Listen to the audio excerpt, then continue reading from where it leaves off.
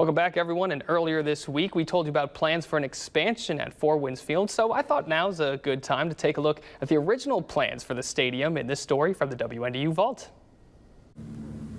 Unlike One Michiana Square and the new Teachers Credit Union office, built on downtown sites, South Bend's proposed baseball stadium would be built into the land. Like the East Race, the stadium property will be dug out, the playing field laid out below street level.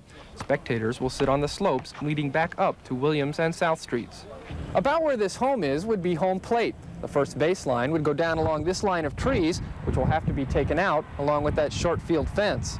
Dozens of trees will have to be removed from Plaza Park if a first baseman is to catch baseballs where the neighborhood guys play basketball, if a runner is to slide into second where kids just slide, or chug home from third where cars motor down Williams. 14 buildings also will have to be demolished. The redevelopment department could spend $800,000 to buy the land and relocate residents.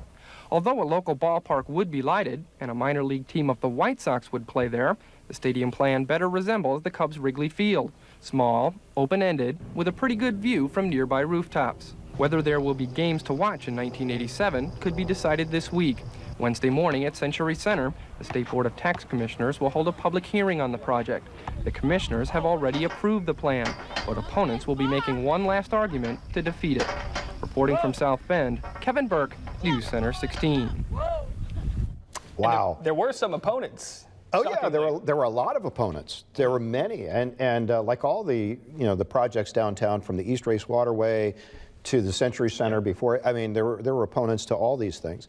But the baseball stadium was supposedly going to cost about $10 million. You heard about the tax thing there that had to go before a Republican board, right? And it had to be approved by essentially Governor Bob Orr, who was a Republican at the time, and they got the approval that they needed. And Mayor Roger Parent, as former mayor, has talked about that in his book. It's pretty interesting, but all of that came about with some fairly creative tax incremental financing, it was called, down there. So the funny thing was, at the original press conference, they unveiled the plans for the stadium, and they originally showed that it was going to be connected to Union Station, right across the street.